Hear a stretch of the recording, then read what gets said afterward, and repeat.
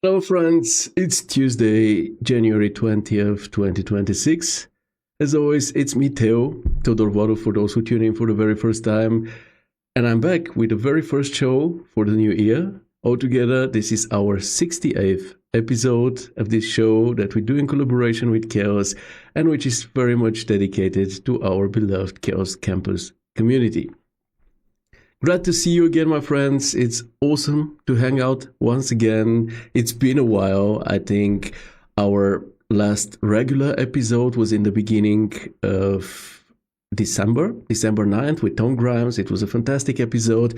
After that, we had one pretty unofficial meetup or hangout, whatever you want to call it, on December 23rd. This we didn't record because we did a live session on Discord talking about the past year and our plans for the new one.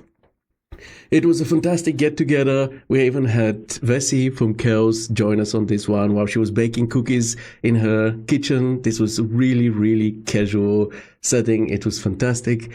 And I really enjoyed it. But yeah, since then, it's been almost a month. So I'm very, very happy that we get to hang out again. I see Abdi, I see Francesco, Amit, Gideon, lovely to have you here once again, guys. Lovely to hang out once again. As we talked about your past year during this live session in December, many of you, most of you, I would say, said that the past year has had its ups and downs for you. So for 2026, let me wish you mostly ups and way less downs, even though, unfortunately, from time to time, even if we do everything right, downs happen, bad things happen. Fate is just there to give us a kick in the gut. It hurts. There is nothing much we can do about it. We just get to go through it, live through it. But what is good is that you should remember that in such cases, you have your family, you have your friends, and you have us, the Chaos Campus community. You have me. You can always reach out, even with something personal, and you should know that you have a shoulder to cry on in case something happens. So, my friends, let's not tone down the mood of this show. In the meantime, since the last time we hung out together in 2 days before Christmas, in the meantime, the group is officially 4 years old. We celebrated the 4th birthday in December. And what's more, we also reached the 10K milestone. Congrats on this once again. This is a big win for all of us. I didn't think that it will happen within the limits of 2025, if I have to be honest with you. But you guys made it happen. I think it's especially Ulfat's actions that we can thank that we managed to do it within the limits of the past year, because I asked her to do at some point just to talk about her followers. She has many followers, I think 14,000, to tell them about this free scene that we have in our group, the Light Walls house that I shared with you 1 year ago, a fully textured and furnished scene that you can play around with, take further shots from, and all of this, just experiment with. And I think she did, and I think she did way more, because I think she made 4 stories or reels about it, shared it with her Instagram following, and then so many people joined that we actually were managed to reach the 10K within the end of the last year. So thanks, Sulfat, and thanks to all of you who popularized this group, who talk about it. And for the new year, gladly talk more about our community, spread the word. It's something that, as you know, there are no strings attached. It doesn't cost a dime, and it is a community and a group that you can only profit from. So gladly spread the word and let us grow. It's obviously not about the numbers. It's about the fact that the more we are, the larger the core of active members is. And this is exactly what we want to get at. Derica is also here. Nice to see you, Dee. Let's see what we'll be doing together today. We'll be discussing 2 major topics. First, some organizational stuff around the group. And secondly, I'll introduce our first exercise for the year. So I think without any further ado, we can jump right in and take a look at the very first topic, which is the org stuff. You know how it is in the beginning of a new year. Usually companies and people are very busy with organizing the rest of the year until December, and this is not really different with us on the Chaos Campus. So let's take a look at some things that I want to share with you in a more bundled form. First, I'll show you a few announcements. Let's see if it works. So yeah, a few announcements I want to go through with you. First thing, what we did is we updated our group rules. It was really about time to do it because our group rules have been a bit old school. They weren't up to date with the latest trends, settings, and with the latest needs of the community. And given the reach of this show, I would gladly love to go through those rules with you so that we can discuss them, so everybody hears them at least once explained, so that we don't have excuses of people who say, well, I didn't know, or I don't know what to do. Let me show you everything. I see Wilcho joined us, Costas joined us. So glad to have you here, folks. It's amazing. So if you go here to the featured posts and scroll a bit to the right, you will see that the group rules are actually attached there. So let's go through them one by one, shall we? Thomas is also here. Hello, my friend. So altogether, we have 7 rules. The first one being no promotions and scam. I think it's self-explanatory. Don't spam the group. I said scam. So don't scam the group, but also don't spam it, please. And of course, don't use it for self-promotion. We're here an educational community. The goal of it is learning from each other, providing information to each other, sharing experiences, and not turning this into a marketplace. So don't share all the advertising texts about your work, your WhatsApp, your phone, and so on. You can, of course, gladly share a Behance link, your Instagram portfolio, or your website if you have one, but let's not turn this into a marketplace, okay? Second rule, official group language is English, and it doesn't only go for the posts that you do, but please also for the discussions that we have underneath the posts so that everybody understands what we talk about. Ivan Cliff, hello mate, so many people, so many known names to see here. It's awesome to have you guys. Third rule, this is a great new addition. I think it's probably the most important one here because it's not so much of a rule as it is a guideline. So it's a mix of a guideline and a rule explaining how to properly present your work. So first of all, please don't link drop. Don't just share it on your own wall and then just share the link over here. Upload the images directly to the group, write a text to the group. It could be the same text as the one that you had on your page, as long as it's in English. No problem with this, but please do it directly in the group. YouTube links, Vimeo links, and stuff like this is a bit of a different topic with animations and all of that. But when it comes to images, please upload directly in the group. Then give your work a proper name. This is very, very important.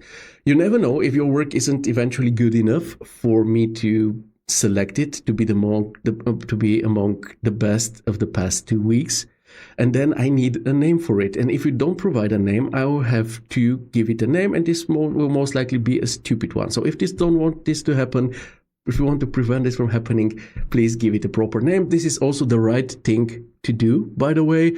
If you share a work somewhere, if it's for a contest or somewhere online, it should have a name so that people can refer to it other than saying, oh, this is this one interior with the wooden floor and this gray sofa and stuff like that, you know.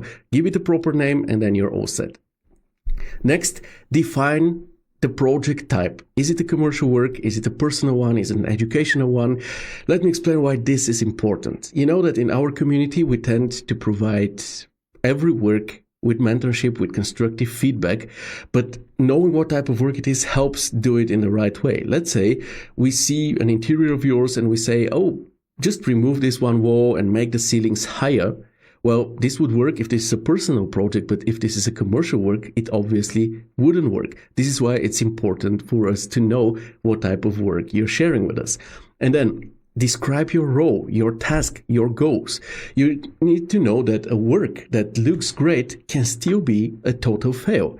For example, you have an exterior that, like a house that you need to visualize, some ArcViz project, and then you have a very nice car in front of it. And then you make a fantastic, lovely automotive session of that car, right?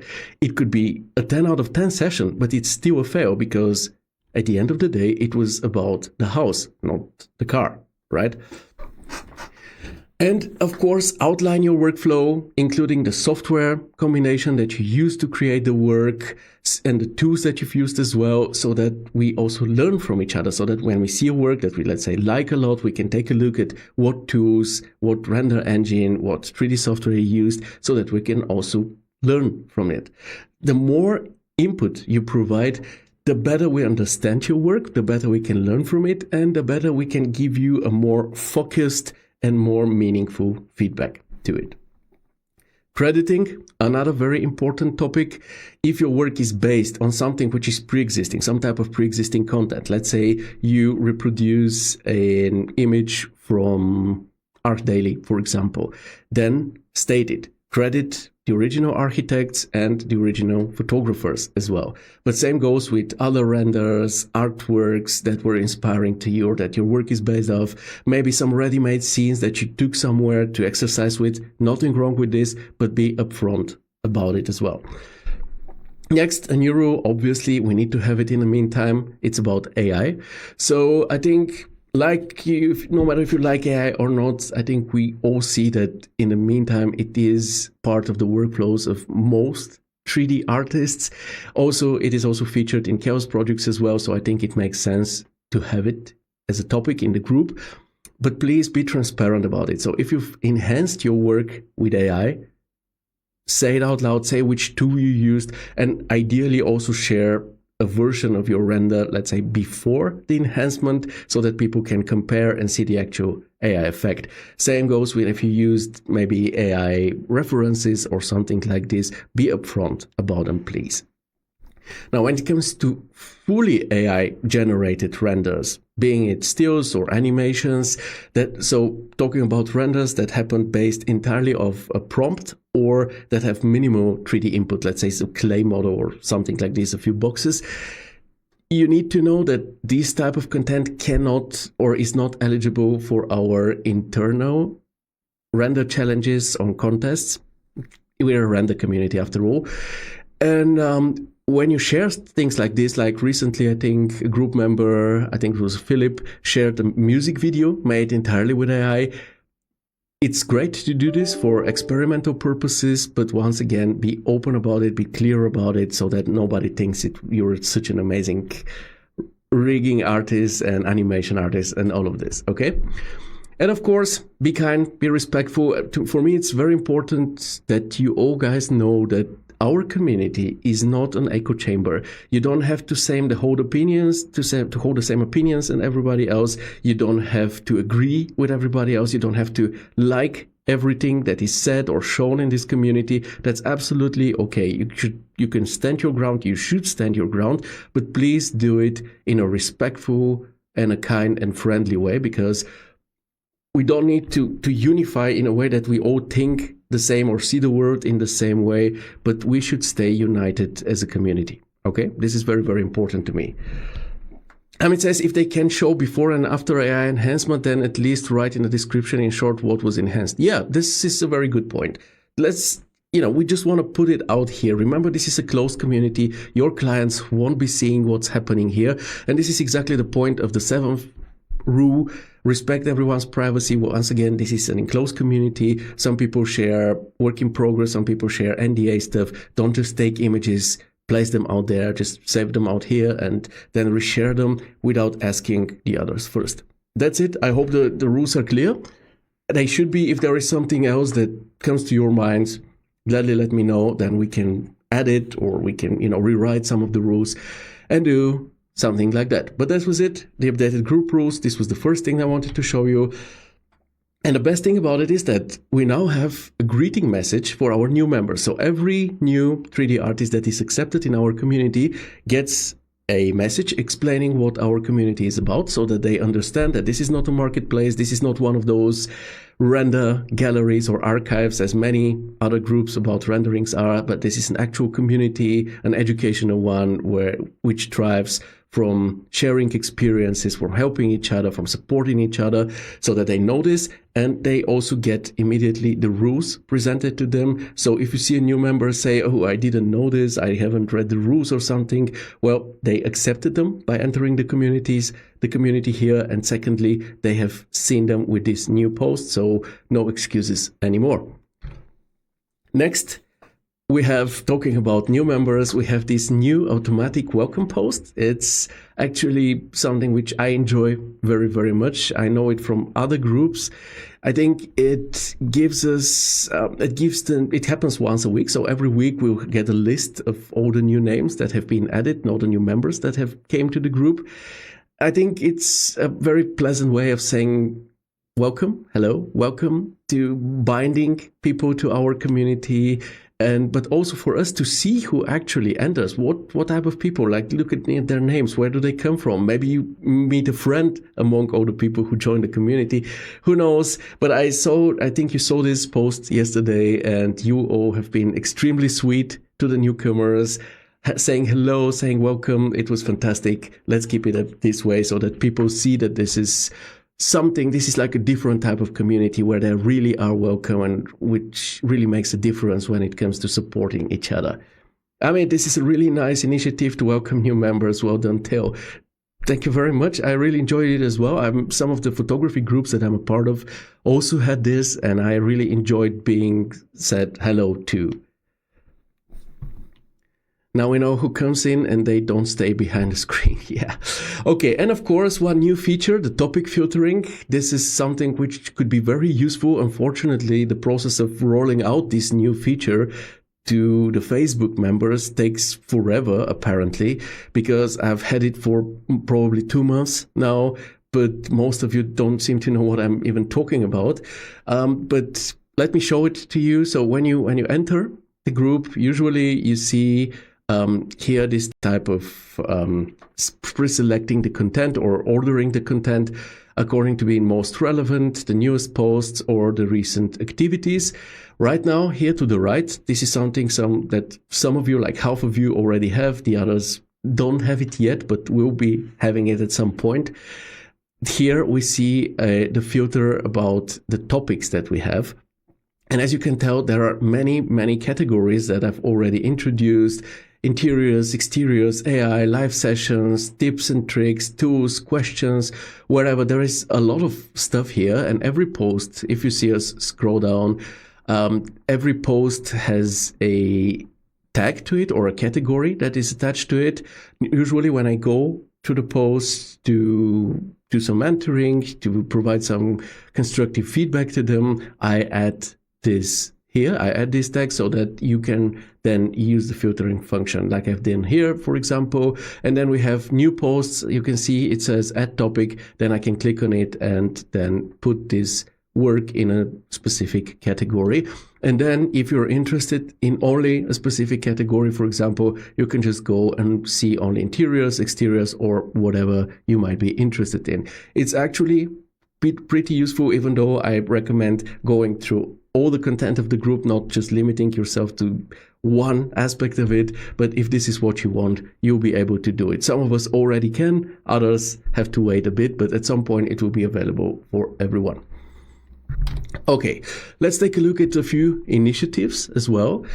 So first one, the Orgo Weeks, you're already seeing it in action. It's just the infos and announcements regarding changes, new ideas, updates, and all of this. I wanted to give them a more unified look so that when you see images or videos that start with something like this and have this font and this type of layout, you know, oh, it's something regarding the group organization. And this way, things won't, like every post wouldn't seem that random, so to speak. I think the Orgo Weeks are good. Obviously, they'll happen only in the beginning of the year, like in January, maybe up until the first weeks of February. But after that, we're through with them. And depending on how good we did things this year, maybe next year we won't need them. Or if we need them, once again, they'll happen in an year from now. Next thing are the certificates.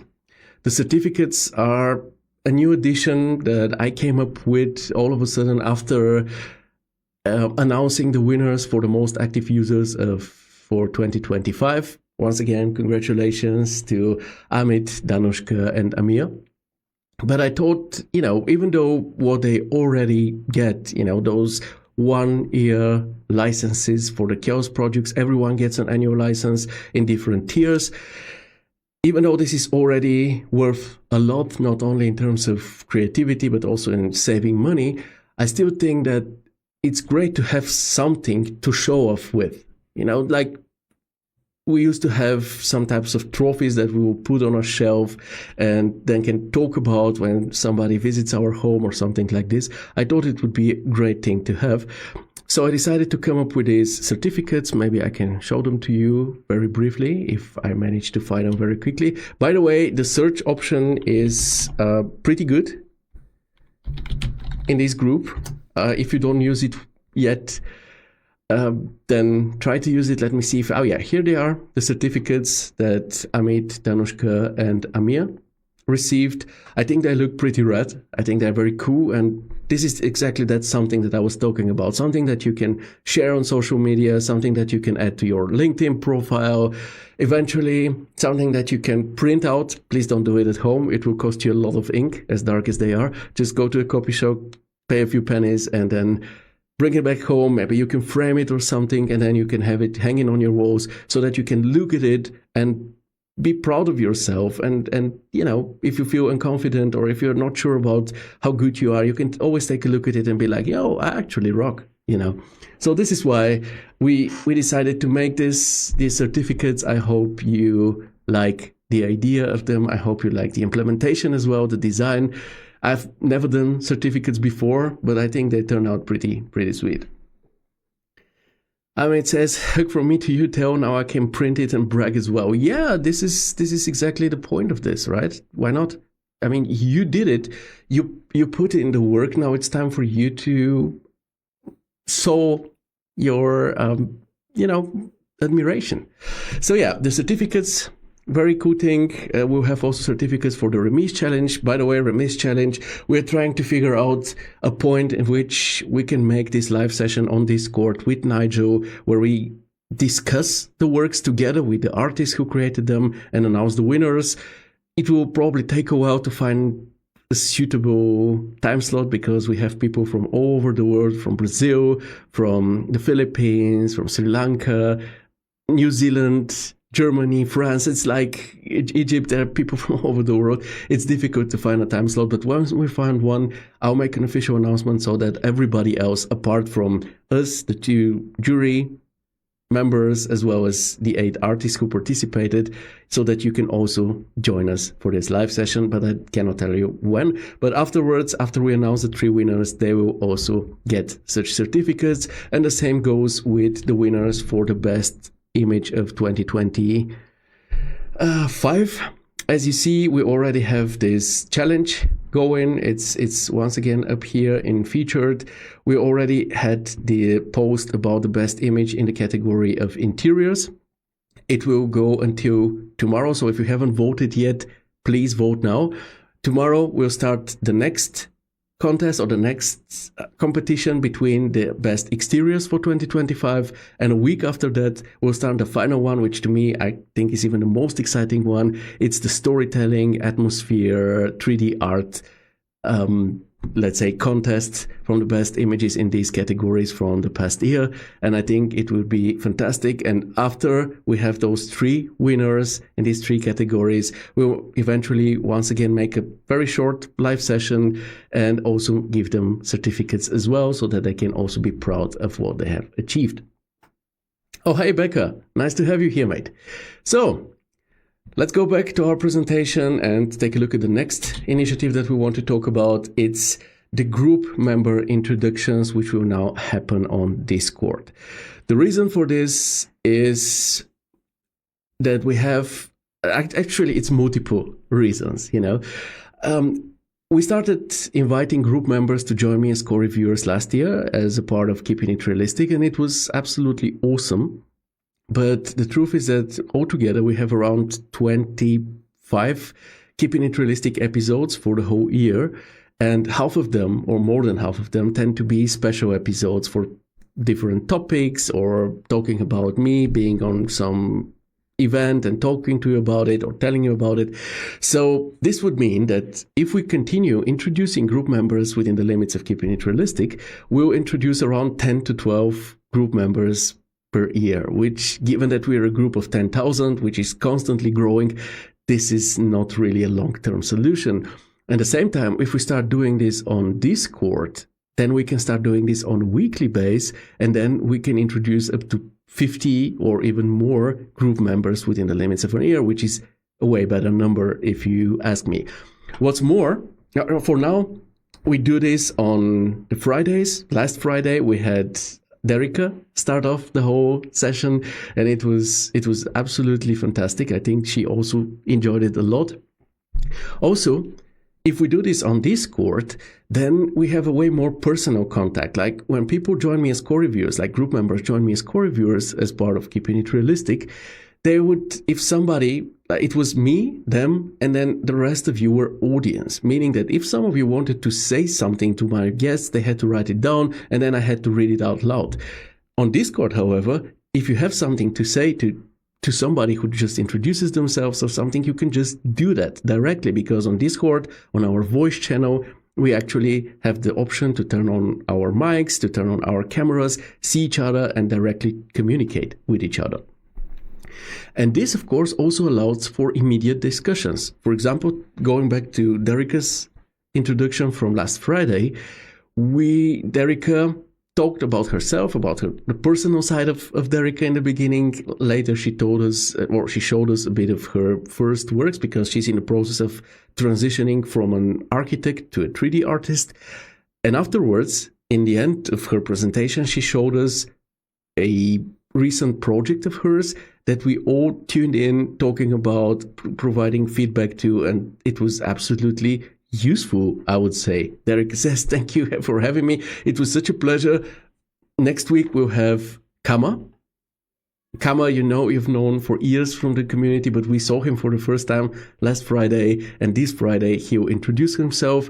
And once again, I think about introducing an alternative time slot in the evenings for those people who, let's say, come from Europe, who work during the days and cannot attend something on Friday morning. Maybe on Thursday evening we'll have either an additional session or an alternative session on Discord, so that other people who cannot make it on Friday morning can make it eventually on Thursday evening. So this is something that we need to think about a bit more.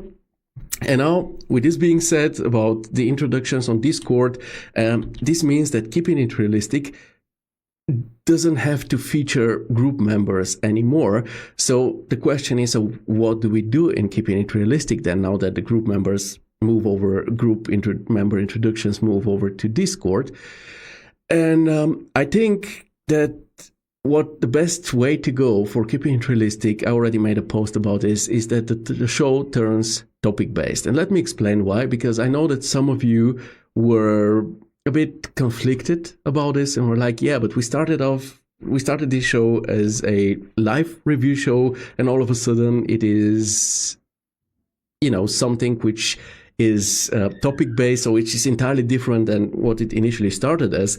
So the reason for this is that as I started Keeping It Realistic in September 2023, I was providing this mentorship or writing these hopefully useful comments as a hobby. Let's put it the way it was. It was a hobby. This was something I did in my spare time while I was not working, or I was doing it but still working.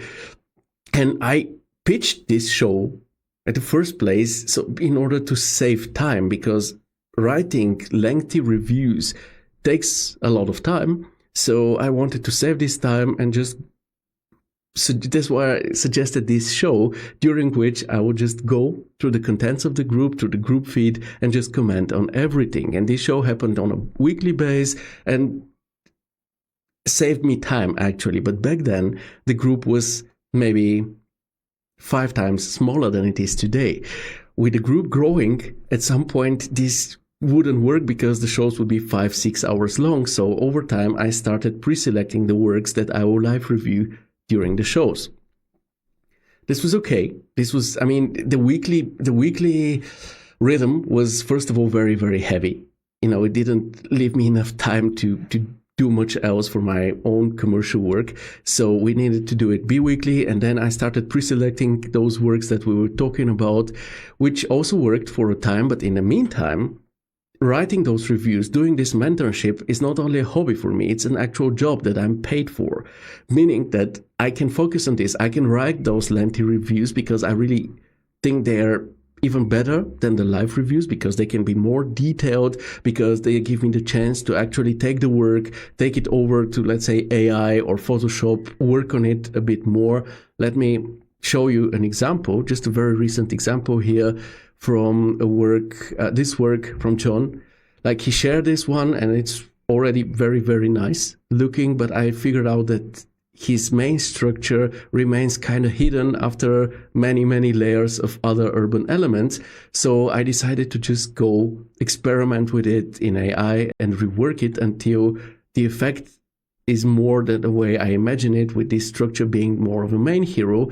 And this is what I shared with him. But for this, I need the time, I need the possibility to sit down, to think about what to say, to write it down, to take the image eventually, rework it and all of this. And this works better in written form than in a live show.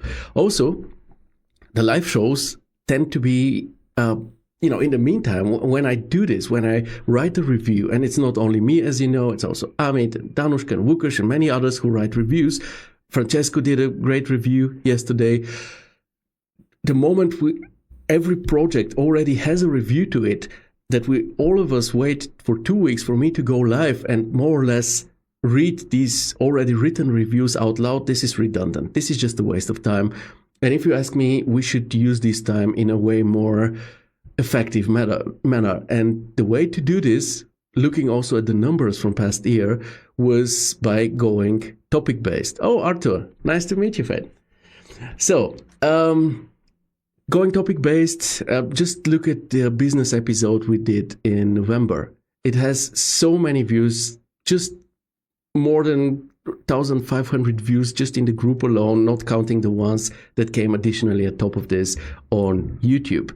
And obviously, all of this makes sense, because at the end of the day, what happens is if I review, let's say, 3 to 4 works, this appeals to 3 to 4 people, plus the people who acknowledge that being there, listening to those reviews, also helps them better their skills, because they know what works, what doesn't work. But having topics is something which appeals to a larger audience. And of course, we want to provide you with content that appeals to more of you. It's not about the reach. It's not about monetization. We don't have all of this here. But obviously, we want to give you something which is different, something which you don't get elsewhere. So we'll have different topics that we'll be suggesting and that we'll be talking about during 2026. For this, we'll have different guests. This is why today's show is so special, actually, because it will most likely be the one and only show in this year where I sit with you alone in an old school manner, as we used to in the beginning of this format, because from the next show on, I'll always have some guests with me. Some of those guests will be somebody like Arthur and Bartosz from the Common Point. We're thinking about a topic that these guys can discuss with me, or within the limits of keeping it realistic, in front of all of you. Topics that are useful, topics that maybe we don't talk as much about as we should, topics that are essential for improvement, for advancement in our field. Maybe some of those topics, like the business episode from past year, where we will make some further episodes related to business. I wanted to invite influencers to come and tell us a bit about how to actually do social media, because all of us are expected to do this, but similar to the business part of our work, we've never learned to properly do this, how to actually reach some numbers or have a positive reach with our social media posts, and how often to post, how to post, what to post, and all of this. So there will be very, very interesting shows upcoming. And if you have any further ideas, we have a post here. Let me just close everything. Among the featured at the top of the group, we have a post where you can actually, let me see where it is, this one, where you can suggest topics. And as you can see, we already have many suggestions here from different people suggesting different topics that are relevant to you, that are interesting to you. I promise to think about each and every suggestion of yours. This is not a promise that it will be implemented, but it will definitely be considered. Arthur says, I'll drag him next time. Yeah, please. We want to see Bartosz as well. And during Keeping It Realistic, we want to have a show with both of you on a certain topic. We'll figure this topic out and then we'll talk about it. And as always, we're going to be keeping it real. We're going to be honest about the topics that we'll discuss. This is why we also plan to do a live session, maybe with some group members this time, with people who do not like AI, don't use it, fear it for whatever reason, just so that we hear different voices, we hear different opinions, and everything we do is done in full honesty and bluntness. You know, we just have to be honest with each other, no matter if we always agree. But to me personally, it's very important that in this community, you know, you can trust it, and you can only trust something which is not an echo chamber, which also allows for different opinions. Of course, we keep those different opinions or opinions and all topics related to 3D. So please, let's not ever start talking about politics, religion, culture, or social issues in this community, because these are only things that lead to divisions, and we don't want us. We want to be and stay united. Let's go back to the presentation. So yeah, Keeping It Realistic turns topic-based. We'll have very exciting topics throughout the year. I hope you enjoy them, and if you have any ideas, just shoot them to me, write down a new post, or reach out to me on a personal note. And we have something new, a new badge of honor, maybe unofficial, but something which will actually have a great impact on the community. I hope a new accolade, so to speak, the MVP. Now, MVP, for those who may not know what this means, it comes from sports. It means most valuable player. And this is something that we want to introduce in this year. And if you ask yourself, okay, what's the difference between the most active group member and the most valuable player and the MVP? Well, the most active group member is something which is about quantity.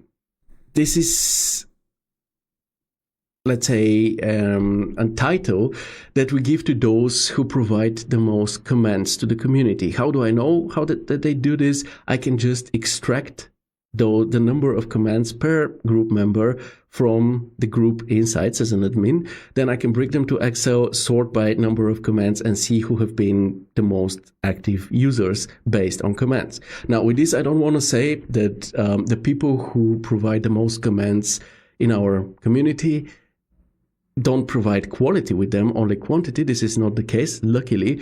But unfortunately, and I hope I'm not giving you any bad ideas here, which I surely am, if one decides to, use the system in an unpleasant way, they can just post the fire emoji or write nice under every image, every animation, everything that's posted in the group, and end up with around 500 to 600 comments per month, which makes around 6,000 to 7,000 comments per year, right? And then they will turn to be the most active users, but their value for the group will be very minimal, if any at all.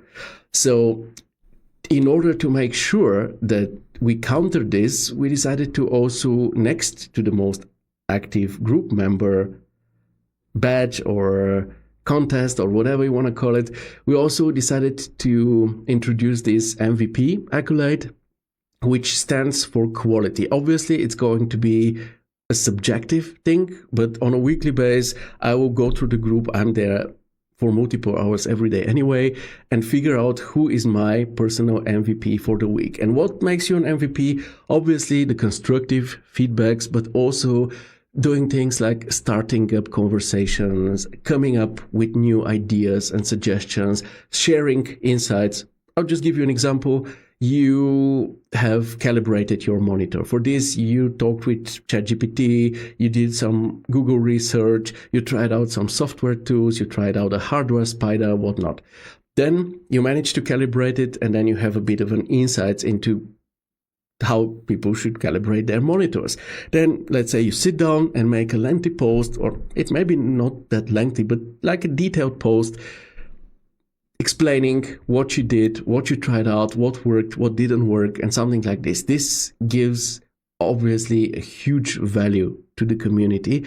And this is exactly the type of things that I want to see from my MVP. So from now on, from this week on, I'm observing the group, and every week I'm defining my own MVP. I'll keep an Excel file for this. And when it comes time for the invitations for the next Chaos Connect Days 2026, I'll take a look at this Excel file and see who has been the most valuable player in our community. And this most valuable player will get an official invitation for the next Chaos Connect Days 2026. And by official invitation, I don't only mean the right to attend this, but also have their costs for the flight over to Bulgaria or whatever it takes place, and also the cost for accommodation, so hotel, covered by Chaos. So this is a big deal, if you ask me. The way I see it, it's like having a music festival, but instead of being somewhere in the crowd, you're actually backstage with all of the bands, surrounded by all of the bands that you actually love. This is how I felt being there. So now you also have the chance to get there, because there is no other chance. There is no way to buy a ticket or something else. You cannot buy yourself in. You can only work yourself in. And the way to do this is by being active and being very valuable to this community. And we introduce this now so that everybody has a fair chance. In this year, the invitations for the event will most likely come sometime in June. So until then, be very active. For the next year, you need to be active a whole year if you want to attend the Chaos Connect Days 2027 and so on. So I hope you like this new initiative. I hope it makes sense. It's in the interest of the group. It is something that the community will profit from if more people decide to compete against each other and to make it.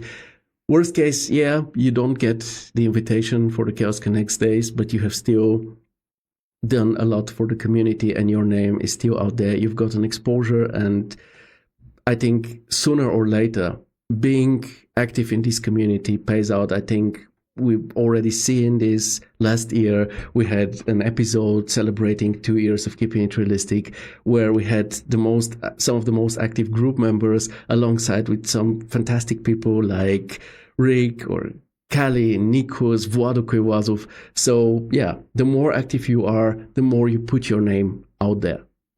So MVP, new category, please be active, please be valuable to our community. It can pay off for you in a very unique and amazing way. Now, let's take a look at the next topic. It's just one open topic that I have I'm still thinking about and would like to hear your opinion on. And this is eventually discontinuing the work in progress Fridays. And let me explain why I considered doing this. It's because I've been I created invitations for the work in progress Fridays on a weekly basis last year. And what I saw is that almost nobody was participating in this. And I think there is a good reason for that. I don't want to put this on the community or the people not being involved enough. I just think that a work in progress is something that you share when you need it. Like, I need it now on Monday, and I surely won't be waiting until Friday to share my work in progress, because I need it here and now. I need the feedback, the criticism here and now. And this is what happens, actually. If you take a look at our group, you'll see that there are actually many work in progress projects shared, but this doesn't happen on a single day. It happens when it needs to happen. So eventually, I don't think that the work in progress Fridays make so much sense as they are.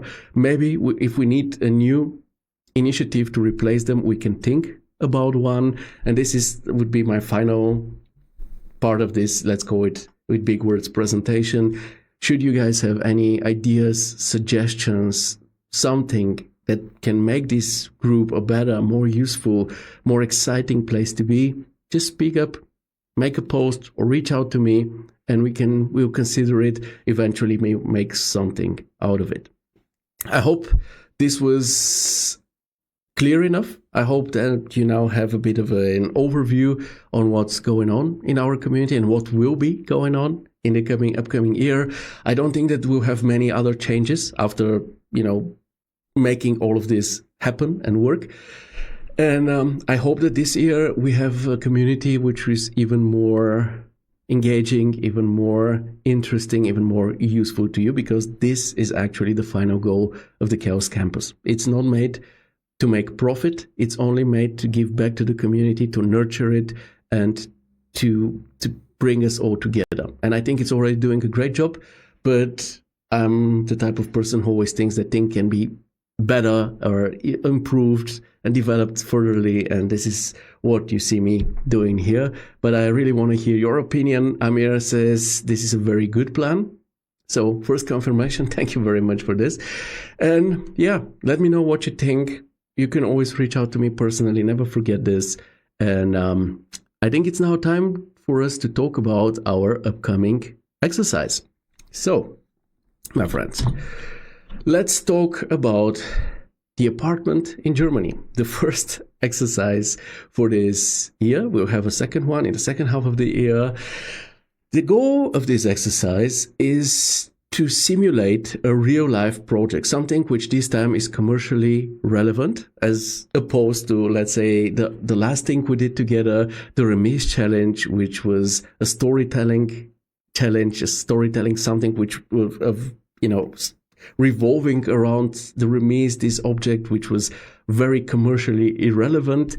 Right now, I want to do the opposite. I want to do something at this exercise which, if done nicely, will help you have a better portfolio in the end. So,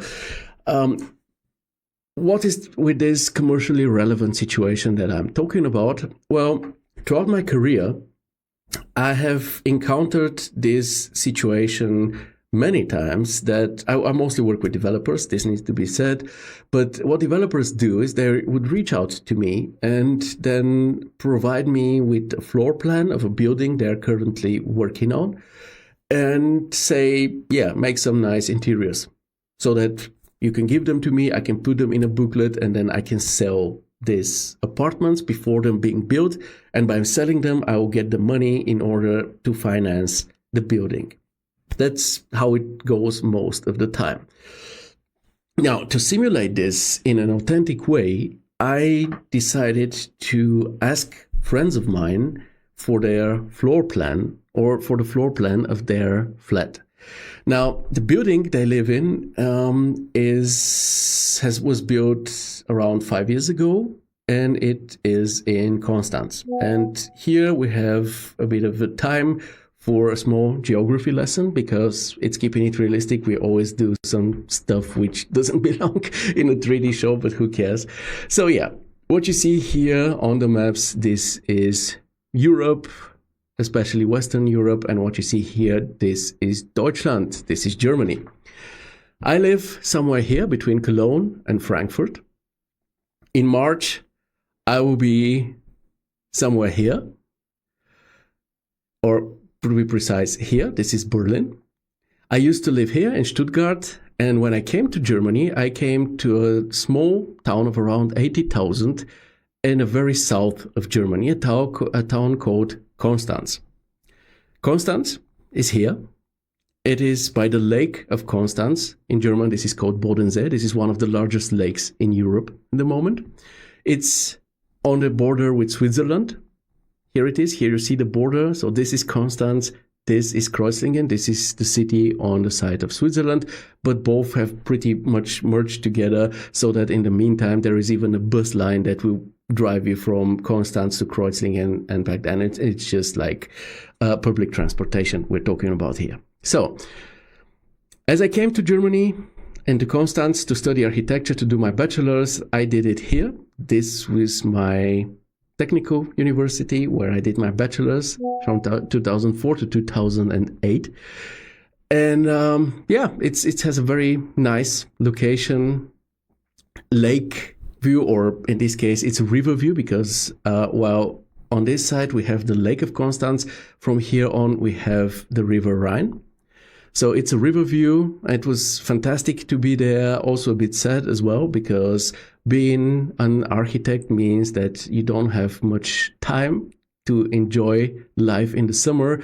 So it was us sadly looking at other students who studied economy or something which was less time demanding, who enjoyed their summers with our sandy bar or by swimming here, and we were somewhere here in the architectural part with our hands full of glue and building models, drawing plans, and doing fun stuff like this.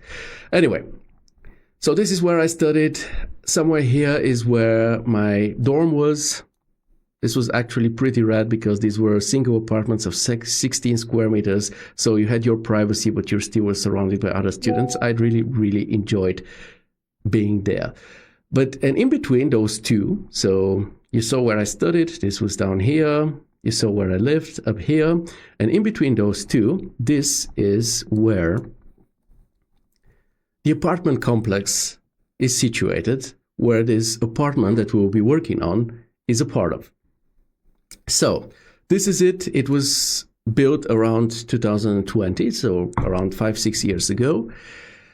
It's let us get on street level so that we can maybe take a look at the facade from the street. Yeah, this is it. Modern, minimalistic, clean structures.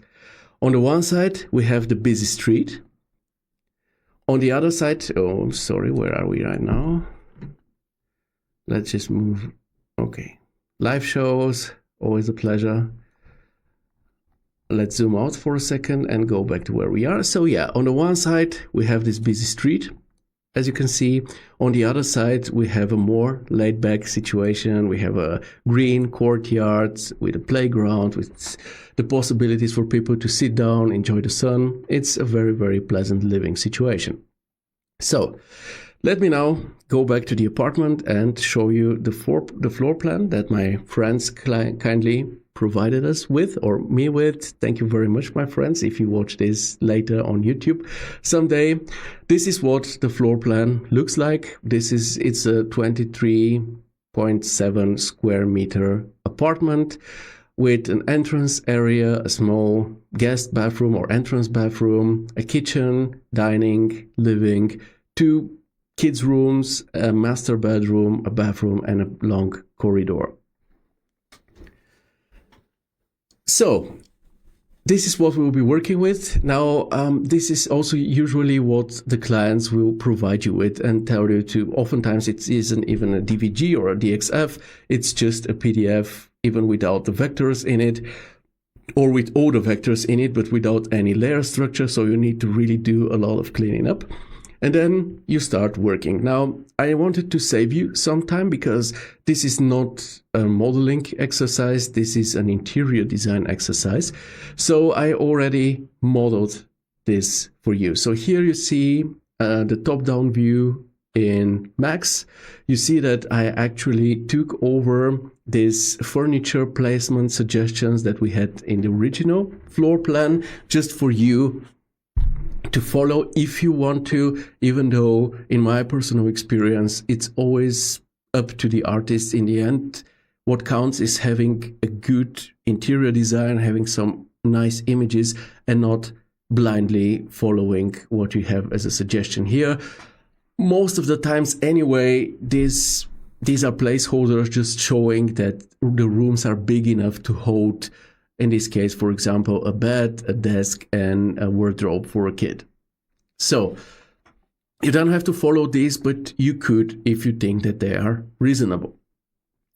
We have 4 layers altogether. We have a layers with 1 camera. The camera is placed at the very entrance of the apartment. You can always turn it on and off. We have a labels layer, which you should turn off. It just features the furniture placement suggestions. It features the geographical north as an arrow, and it features also the room names as well, so that you never lose orientation. That's it. Once you start rendering, you don't need them anymore, just delete this layer. Next, we have the construction of the apartment. Here, everything is nicely labeled and named. So you have the walls, an inner wall, an outer wall in the northeast, the outer wall at the southwest. So I did this not only for the purposes of properly sharing this as it should be, but also as a part of my mentoring. This is how I prepare my models when I start a project like this. So I decided to do exactly how I would start, and then share it with you, so that if you're curious about how Theo makes his models, you can take a look at this and see it. Now, the model is pretty lightweight. I think you saw it. It's around 350,000 polys and around 370,000 vertices. So it's pretty lightweight. You will be able to work with it even if your hardware isn't that beefy. Now, regarding what I just said, for example, when it comes to the way I model something like this, you'll see, for example, that here I have a floor layer, but if I remove it, I still have something underneath, which is the floor slab layer. Now, many of you may say, why the hell would you do something like this? The floor slabs aren't visible. They're just additional geometry, additional time. Why would you do this? Well, I do this because when I have a floor, for example, I use floor generator on it for the parquet. I rarely use textures. I mostly go with actual geometry for my parquet floor, sometimes with tiles too. And when I do that, I want to actually have something beneath the grouts of the floor. So I always try to be as exact as possible as the actual construction will be. And in the actual construction, you have this floor slab, and on top of it, you have your parquet or tiles or whatever you have. And this is how I also prepare it in my models. You don't have to do it this way. I'm just sharing my ways with you because this is what I can share. Amir says it stopped. What stopped? The live session? You guys still hear me? You still see me? I don't get any warnings or any...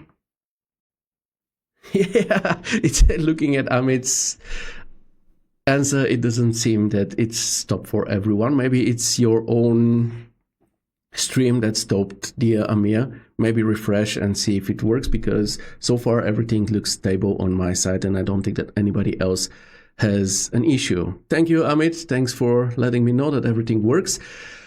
So yeah, this is the model that you will be provided with. There are no textures to it whatsoever. You see also not furnishing. For the kitchen, I made a dummy of the way my friends have made their kitchen. If we go back to the original plan, you'll see that the kitchen here has an L form to it, which I think is a bit of a waste of space. This is the same what my friends thought as well. So they did what I show you here. They also used this wall as well. So their kitchen has more of a U form. In the end, I think it makes more sense this way, even though it's a bit more, like the space is a bit cramped. It's more cramped this way, at least when it comes to visualization.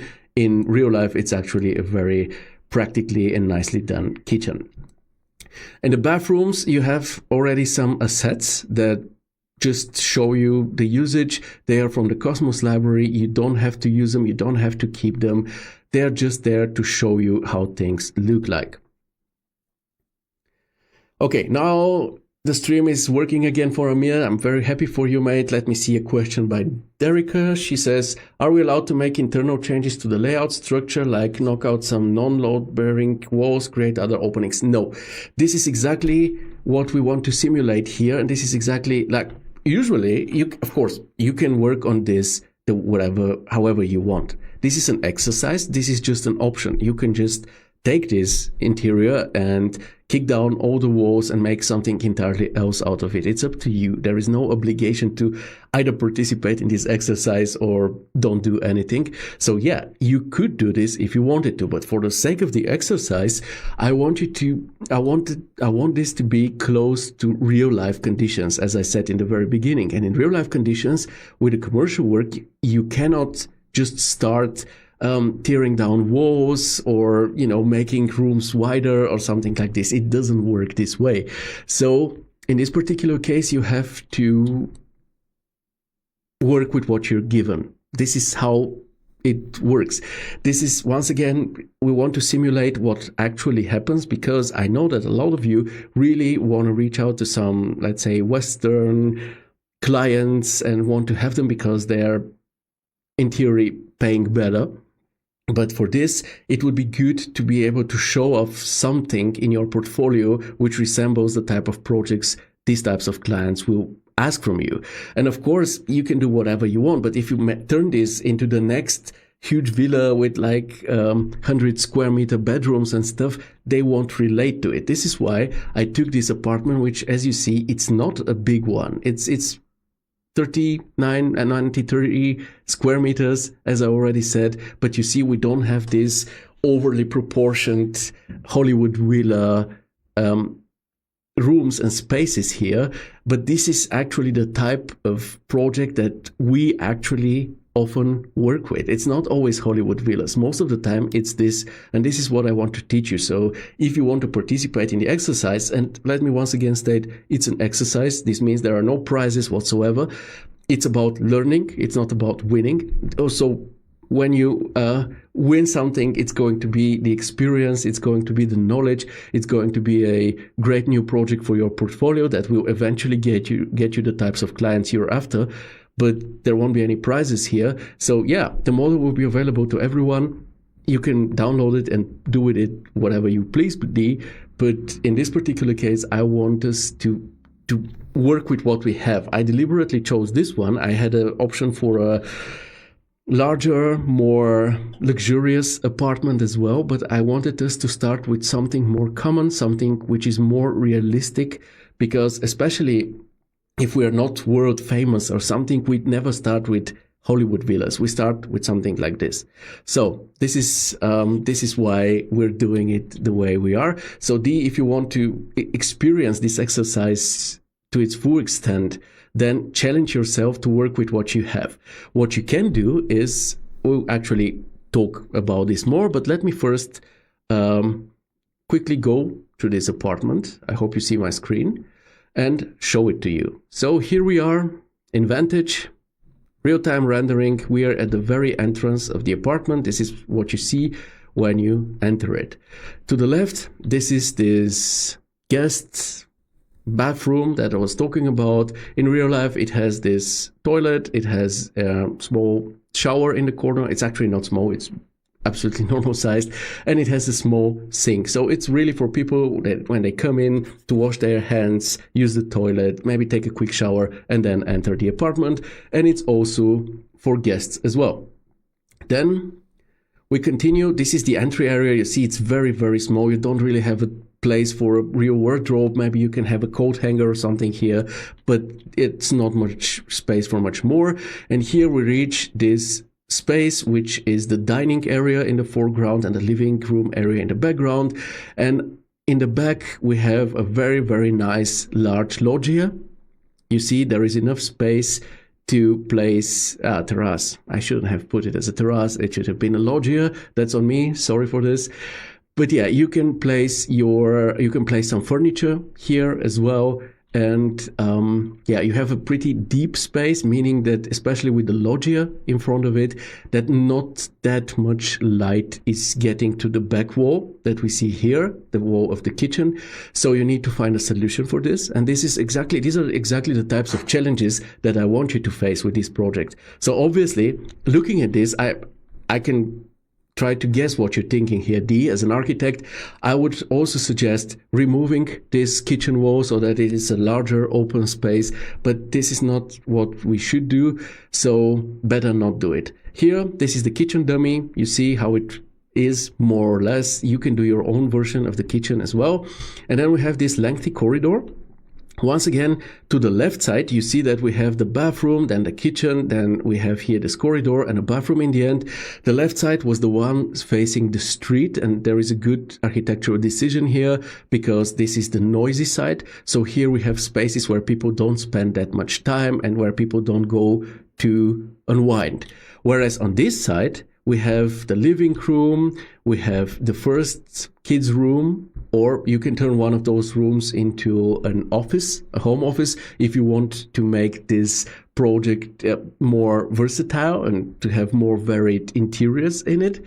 So, but in real life, this is the first kids room, this is the second kids room, and then we have the master bedroom, all facing the backyard, which is once again more relaxed, more laid back, and which isn't that noisy or as noisy as the street.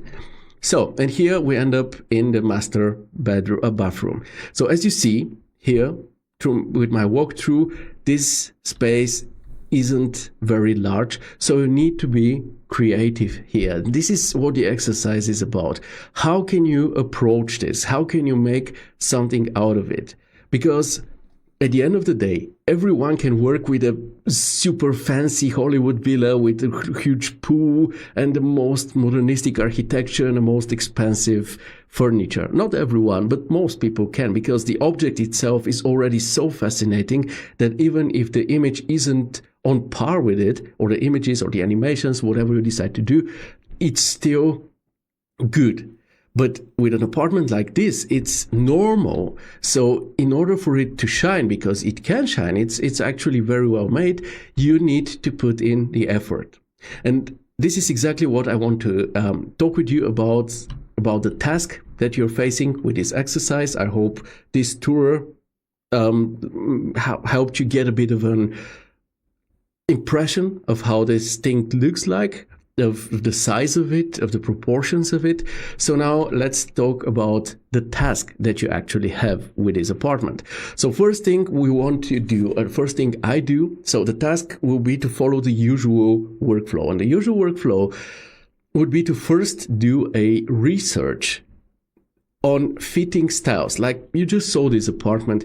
Do you think that, let's say, a Japandi or Oriental interior design would fit in here? Most likely it wouldn't. So what the first step in situations like this would be to check out for similar projects, like built ones from Art Daily, from the Zine, or from whatever, Pinterest, and then to look for other renders and visualization projects that depict similar projects to see what type of design fits the purpose, what type of design fits the location.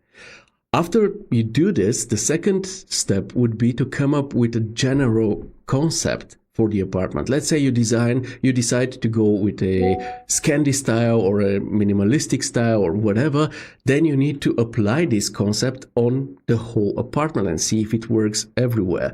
To do that, you need to create a mood board. A mood board is very important. Once again, it's an exercise. You can do whatever you want. You can just start building and furnishing right away. But if you want to do it in a way which will teach you how to approach it in real life situations, then do a mood board next. And let me explain why a mood board would be so important.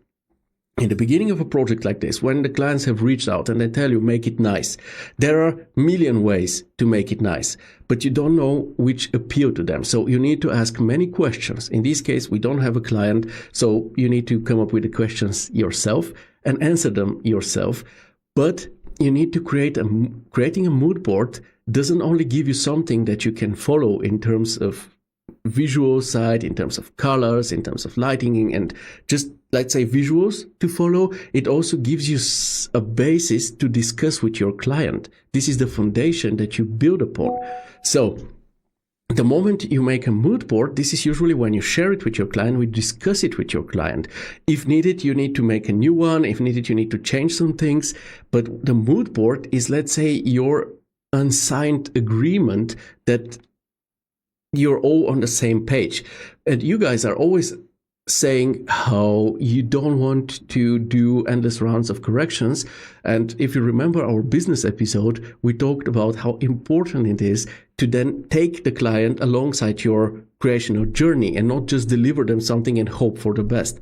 So, and the mood board is the first step to taking them along the way. So first you ask the questions, you try to figure out in which direction, what they like, what they don't like, in what direction you can take this project. And after doing this, then you create a mood board that you then discuss with your clients. And this mood board will be the guiding light for your whole project. Once the client has given a green light on this mood board, you start implementing it in 3D.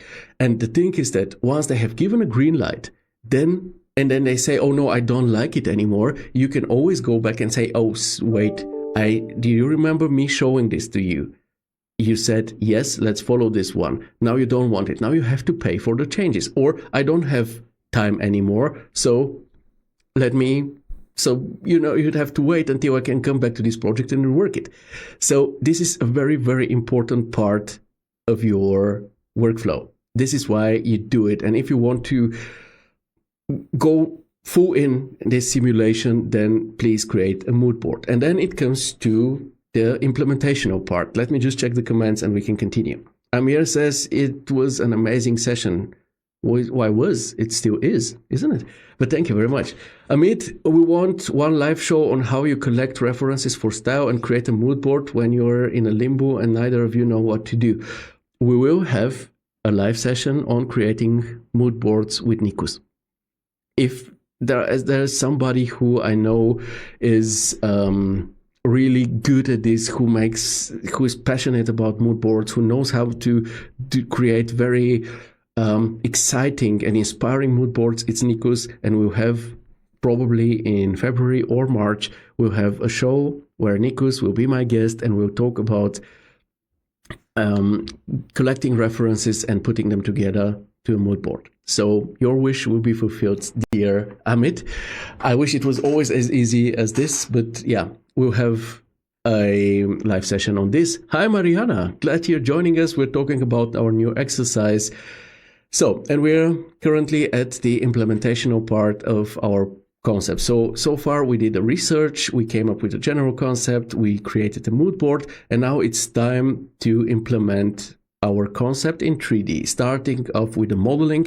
Once again, you saw that there are doors and glazing elements and windows in this apartment, also sanitary ware as well.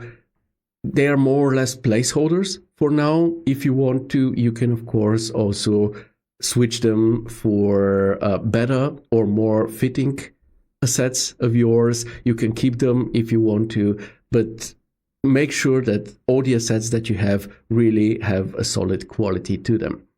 Also, don't forget to add sockets, to add light switches, to add lamps. I see many artists who do day scenes that look amazing, but when you look around, you see that there is no lamp inside, which obviously makes no sense because everywhere there is also a time when it gets dark, and when you have no lamps in the evening, you'll be kind of sad, believe me.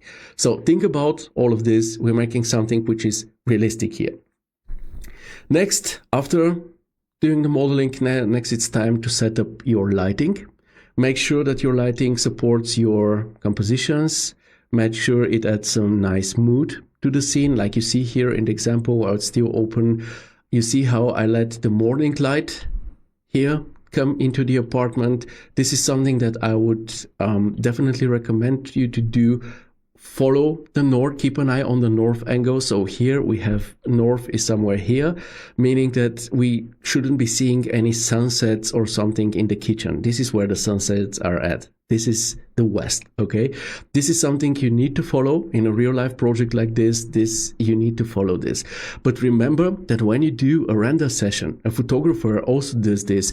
They often come for the whole day, and then they would, for example, in an apartment like this, they will come in the morning, then they will wait for this beautiful light, beautiful morning light to come from this side, but in the afternoon they won't be working with the light that we see here. They wait for the afternoon sun to get into this interior, and then they will make it work. So in this particular case,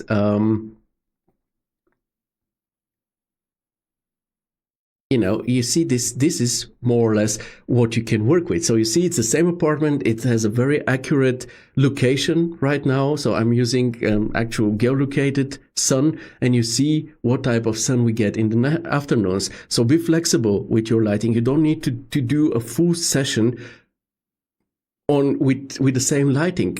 You can do evening shots, you can do morning shots, you can do afternoon shots, whatever suits your needs the best.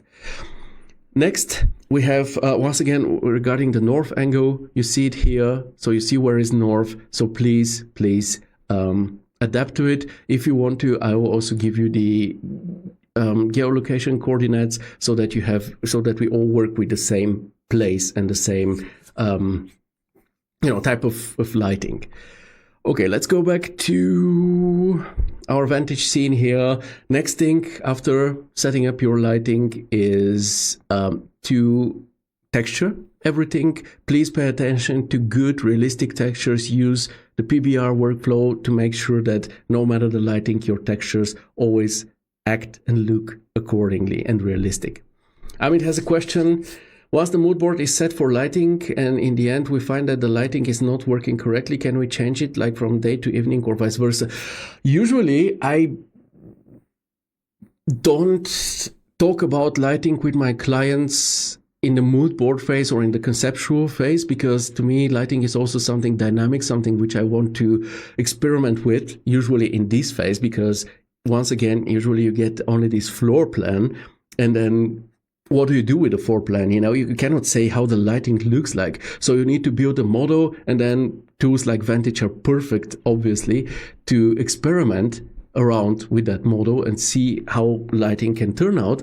So this is why I usually work with clay models. So after doing the mood board, after having it greenlit by the client, then I start implementing it in 3D. I build the model, and while I'm in this phase, while I'm in the clay phase, maybe with some furniture, maybe with some strong elements in it already, this is where I start talking about light.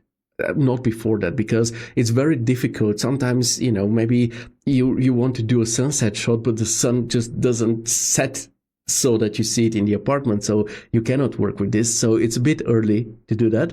Of course, if you have any ideas about atmosphere, about the mood of the final images that you want to provide your client with, you can definitely add them to your mood board in the beginning. But when it comes to the specific lighting, I usually tend to do it in the apartment and then, talk about it with the client afterwards. So for now, for the beginning, don't maybe talk about lighting, talk about the interior design. What type of furniture, what style of interior design you want to follow, materials, colors. These are the things that I usually tend to focus on with my mood board. And once the things are implemented, this is where we start talking about the specific mood or the story and so on. So yeah, we were talking about texturing. After you texture everything, it's time to furnish it. Do this according to the mood board, because this is where you shouldn't do any surprises. Obviously, you don't need to follow it 100%, but try to follow the general direction that you have already set with your mood board. And then after furnishing, it's the time for the staging. Make sure that this interior feels lived in, make sure that it is believable, and try to gladly add some storytelling here and there so that you achieve more engaging images in the end. And then after all of this is done, it's time for the framing. Once again, it's challenging in this particular case because these are no huge spaces and rooms. So you need to be creative with the way you approach this apartment. My suggestion is to not use too heavy FOV, because it will lead to massive distortions, especially towards the edges. If needed, go with camera clipping instead, but still make sure that you don't place the camera like in a neighbor's apartment and then show the master bedroom, because it may be a very nice FOV, but at the same time, it will be showing something from a direction in a way that people will never experience it. Okay, so be smart. This is why we work with references. There is the mood board for the client. That's something that we follow as a design orientation. And then there is a mood board or references that we follow for our own things. This doesn't need to be layouted. This could just be placed in a tool like, PureRef, for example. And then you can place, you can take references for the lighting, for close-up framings, for compositions, for for everything. These are not things that you need to show to your client because they are relevant to you, not to them. What is relevant to them is the interior design. Okay, and then after doing all of those, it's time to render the images, being it stills or animations. You can do whatever you please. And then please make sure that your images or animations are noise-free, flicker-free, that you have quality images and animations with a good enough resolution. And then it's time for the post-production. Obviously, for those of you who do almost everything in 3D, this is where you fine-tune your contrasts, your colors, your saturations, curves, and all of this. For those of you who live more for the post-production, this is where you can do matte painting or some AI enhancements or inclusions even.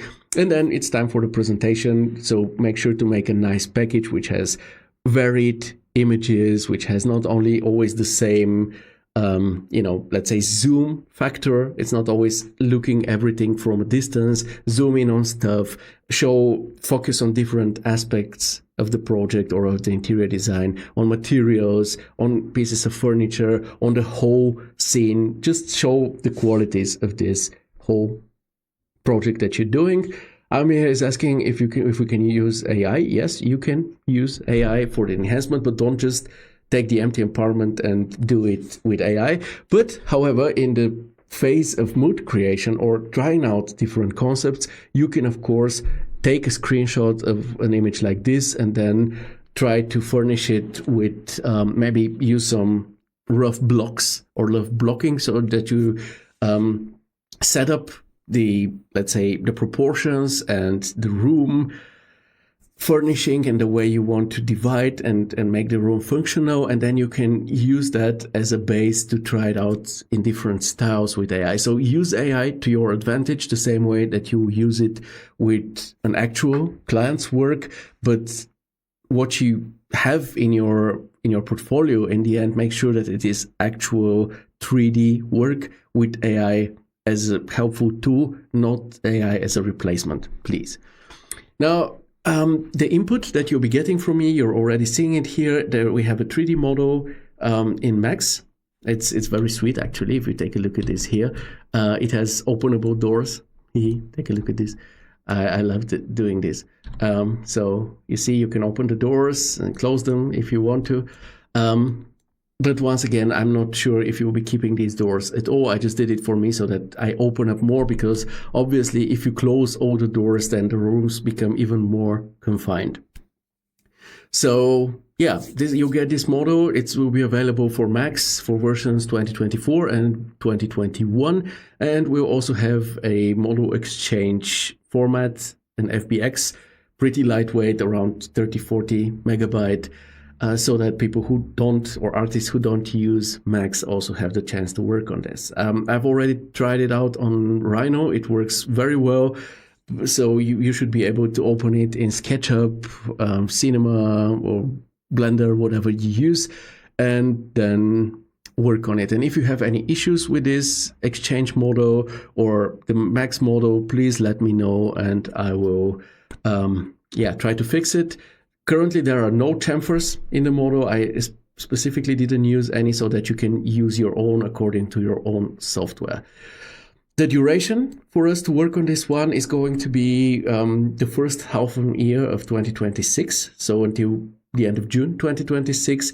And the reason for this, obviously, this is not a realistic time span for a project like this, but I don't want any of you to give up on spending times with their families or doing something healthy or sleeping in order to participate in this. And I don't want it also to interfere with your commercial work. So 6 months, or let's say 5 months, should be enough for you to do this. Of course, the more spaces you do, the better it is for your portfolio. And generally speaking, the better the outcome, the more attractive and relevant it is going to be to potential clients. So if you want to really attract clients here in Western Europe or something like this, then make sure to make the most out of this one, because then you have it in your portfolio. And if somebody is searching for an artist who does something like this, they can see that you know what you're doing and you already have this experience behind your back. Okay, then let me see what we have. So we have the input, we have the duration, the process. So today, January 20th, we did the introduction to this exercise. I will also make a post about it with link to the file so that you can download them as whenever you please. And then you can actually start off. I myself will participate in this exercise too. This is part of my mentorship in the community. I will also not only do it on my own, I will actually do it in collaboration with Ines Dga. She's an interior designer.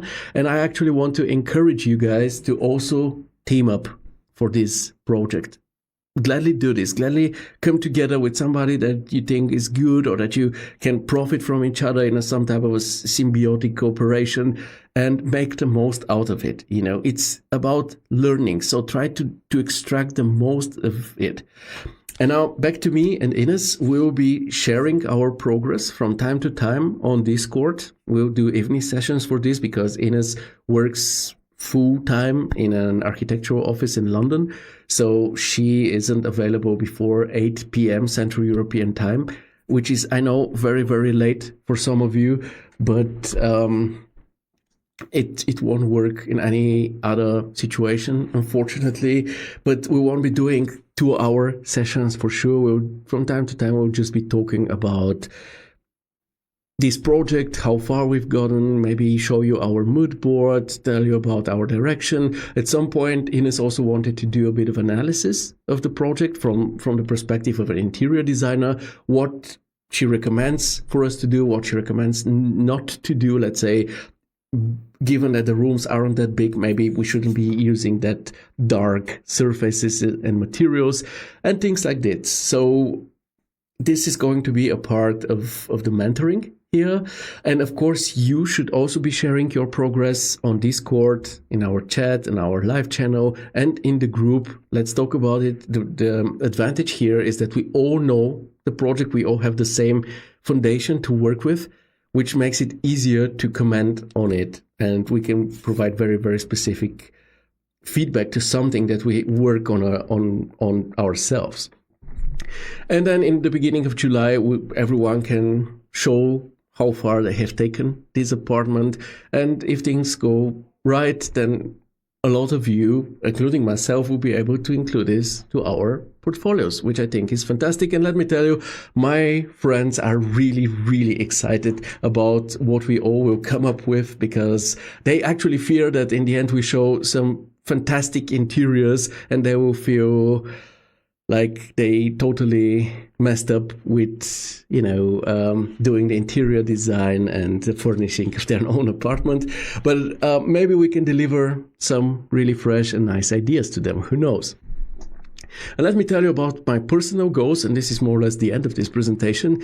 Like, I've already done apartments like this with Corona. So this time I want to try out Vantage and see how far I can take this a render session done in Vantage, and want to see how is it. I'm aware now that it's not going to be as realistic as Corona is, but I want to see how far Vantage can actually go, how close Vantage can actually come to Corona. Is it something that for now, for example, isn't as far as I need it to be? Is it something that I can use for my commercial projects? Or is it something that is for, let's say, the rough phases, for the conceptual phases, for the the beginning of the project, for the ideation phase, but afterwards, when it comes to, serious, proper rendering, I still need to go to Corona? This is what I plan to take out of this exercise. Let's see, maybe I'll start it in Vantage and then figure out that Vantage just isn't there yet where I need it to be, and then I'll need to switch to Corona. I also learned how to collaborate with an interior designer, because so far, most of the cases that I've worked on such interiors, they have been empty, without any interior design to them. So I was the one who had to come up with a whole interior design concept and ideas and implementation, obviously. In other cases, very seldom, admittedly, there was already an interior designer involved somewhere in the process, so everything was already pre-decided, and I needed to just implement it, so to speak. But I've never collaborated with an interior designer, discussed with an interior designer, so I'm absolutely looking forward to this, and I'm very, very excited about it. And of course, by the end of this, I plan to also experiment a lot with the presentation. So animations, especially if I stay in Vantage, I definitely plan to do some animations. And I also plan to experiment a lot with AI. So these are my personal goals. You should also set your own ones. But once again, if you follow what I described in the previous minutes, this would be very close to how a project like this actually goes in real life. So if you have any questions, I'm here. Gladly ask now. Once again, I think this is a very, very interesting apartment, very relatable in terms of real life conditions, because it's not over the top, because it's not that expansive, that luxury, but it is really something that even big popular studios still need to do from time to time, but especially in the beginning of their careers, they had to do a lot of it. This is just what people, you saw the building from the outside. It's like a modern building in Germany. And still in the city, people usually don't have those huge apartments because the city has limited space.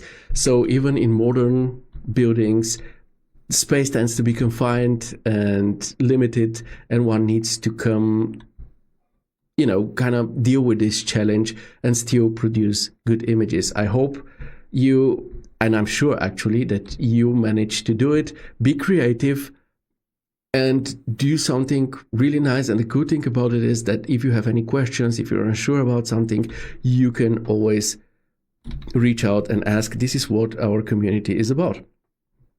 Right, so this is it on my side. If you don't have any other questions, let me know. If you have any questions, you can also always post them underneath the official post that I will make for this apartment, where you can download the file and start playing around with it. Once again, I recommend that you follow the usual workflow for this. If you don't remember how it is, I'll still write it down when I post about this, and you can always go back to the show and watch it. And if there is nothing more to discuss for now, my friends, I would say, let me just remind you that tomorrow we have the first episode of the Chaos Campus live show for 2026. It's going to be with 11 visuals, 2 wonderful ladies from that studio. Definitely check it out. On Friday, January 23rd, we'll have our usual live session in the morning. It starts at 9:30 Central European time. This time we'll have Kama talk a bit about himself, show us some of his work, talk about a recent project. So be there and let's discuss it. And I wanted to say goodbye, but Amir has a point. I think that the only point different between generate the whole project with AI, not with 3D software, is the modifications. However, there is a method to change what you need. So I feel as if the AI will replace this part soon. Well, I don't know what to say about this, because if AI was so good, I'm starting a big project soon that I'll have to give to a subcontractor. So I'll be doing the organizational work, but the subcontractor is going to do the implementation.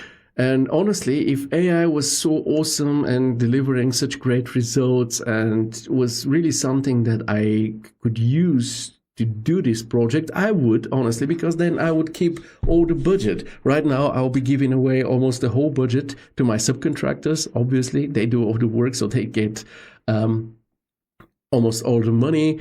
And if AI could help me keep that money, I gladly would. But it's just not there yet. AI is fantastic when it comes to creating generic images. Just saying, put the remise in a museum, and then you use Nano Banana, and then it puts it in a museum in a realistic way. But once you need to put it in this museum, in that angle, with that material and stuff, this is where AI comes very, very quickly to its limits. So I mean, if you want to, this could be your exercise, Amir. Try out and create the whole interior and animations and the whole presentation only with AI, without any 3D, and see if it works out. This would actually be useful to all of us in the community. But to be very honest with you, mate, I don't think that this is what will happen in the end. I think you will very quickly realize that AI isn't as mighty. So you need to do things the classic way. But still, gladly try it out and see how far you can get it. I know that I was experimenting a lot with AI in order to get some things for this, initial image that I presented, with the question marks on the walls. And honestly, I needed tons of prompts, tons of credits to get the things nearly to where I wanted them to be. So yeah, maybe in a distant future, but we don't know, maybe there will be a third world war and we'll all be evaporated from this earth. So who knows? But for now, I don't think this is possible. And I think that with AI, you can do much more than create references, enhance, and, make your work eventually a bit better and help get a bit of input, a bit of inspiration from AI. But more than this, I don't think it is. But gladly try it out and see how far it is. You can get it. Amit says, it was a good start of the year with a really good format for the show. Let's meet tomorrow with the Chaos Campus live show with Nikus. We definitely will. I also want to hear what the two ladies have to say. Also, let's meet on Friday on Discord to know our friend Kama and have some fun time. Yeah, these Discord sessions are always fun. I really, really enjoy them very much. They are also not only fun, they are also very useful. We get to know group members, which brings us all closer together. And we also get to help them in real time. This is absolutely fantastic. Amir says, thank you a lot, Theo. Ivan says, thank you so much, Theo. Derek, thank you, Theo. A pleasure to see you. I don't see you, but it's a pleasure to hang out with you still. Yeah, once again, our Remise live will have also soon at some point. Let's figure out when, and then I'll let you know. And then, as usual, have a great start of 2026. It was actually pretty cool to hang out with you the old school way, without guests, without panelists. But I really, really think that it would be better and it would bring more value to the show and to the group in general if we start hanging out with, if we start discussing specific topics with experts on those topics, with experienced panelists. I think this is where we'll get more value and where we'll profit more from. And I think it's also very, very interesting to do so. Just thinking about this business episode, so many new topics, so many things that I haven't even thought about, I heard there. And the fact that each of the panelists learned something from the others is also showing how much options we have, how much knowledge is out there that needs to be and can be shared. And this is exactly what I think Keeping It Realistic should be a platform for. But still, let me know what you think about it. Write on Discord, write a personal message to me, write on whatever you feel. Just let's communicate, let's talk, and let's make things even better. Janita is also here. Hey, mate. Nice to see you. And friends, stay safe, be healthy. I'll see you again in February. In the beginning of February, we'll have a very special episode for a very special occasion there. I promise it's going to be something absolutely amazing that you all will be enjoying and profiting from. But until then, let me not spoil the surprise. Until then, let me wish you all the best. Rock on and keep it real, my friends. It was a pleasure to hang out.